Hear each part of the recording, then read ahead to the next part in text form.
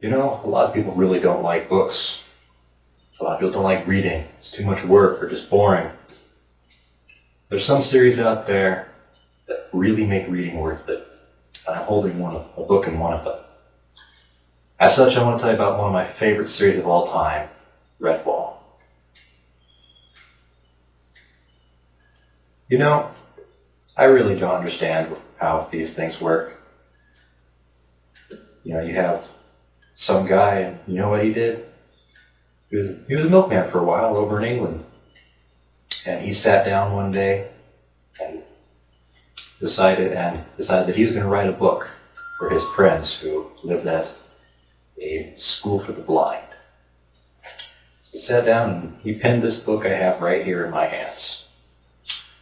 The very first book in the Redwall series, simply titled Redwall. Now, this one's missing its cover. It's been battered and abused, and, well, this book's seen better days. It's even signed, and much more of the tragedy since Brian Jacques is now dead. He passed away 5th of this year from a heart attack, which is really sad because there's over 20 books in this series, and yet even with all those, I'd still love to read more. He had a way of writing. It was this amazing way that I myself seek to copy. Perhaps it was because he's writing for blind kids, but you just can't help but actually see a picture of what he's writing when you read his books. He had many, many books.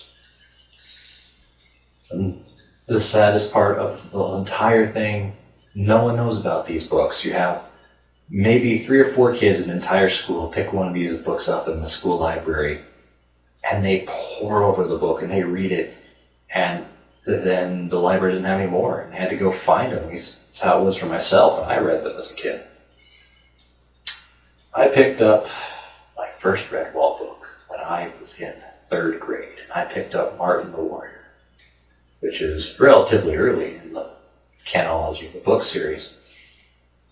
And I tell you this, even though the book was that thick, and the print is tiny, and I was in 3rd grade, I couldn't put it down. I literally spent the entire week reading that book until I was finished. And you know what? I'm glad I did. I loved that book.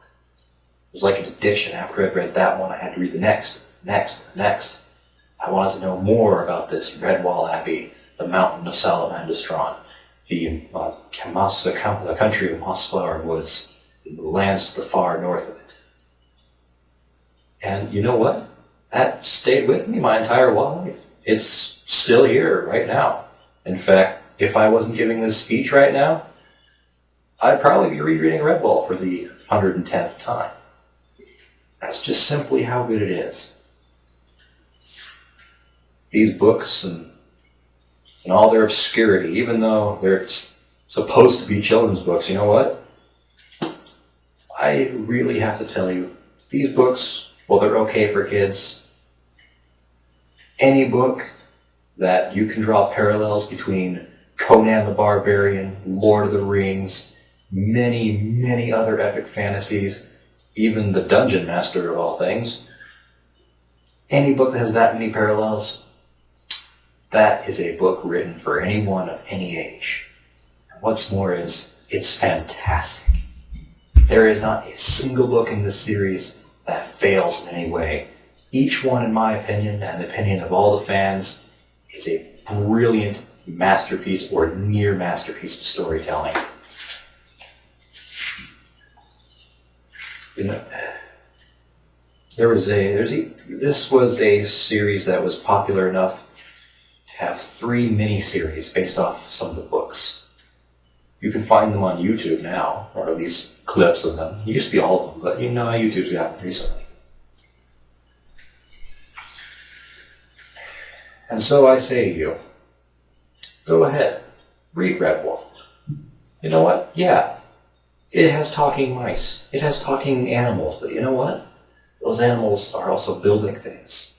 They wield swords and they battle, right? There are quests. There are moral decisions that they make. Sure, the characters are talking animals, but you know what? They're more human than some human characters in recent books these days. And who knew that something written by a guy in Liverpool in 1986 for some of his blind friends would these days become something that was so dear to so many people.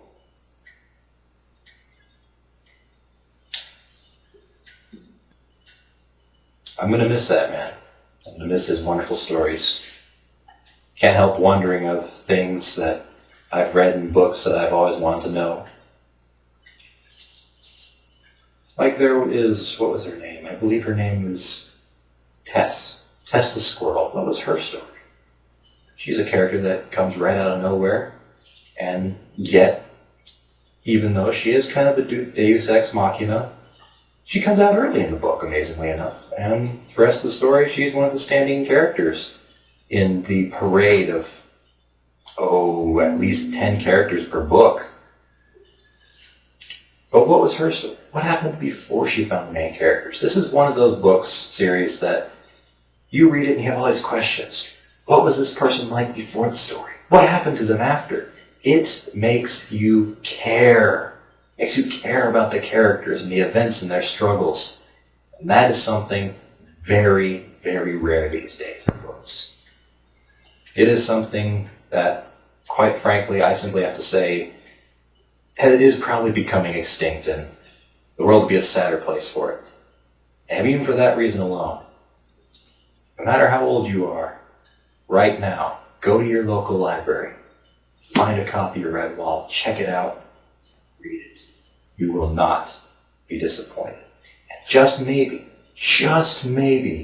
it can kindle a spark in your heart for reading again, or for the first time. Thank you.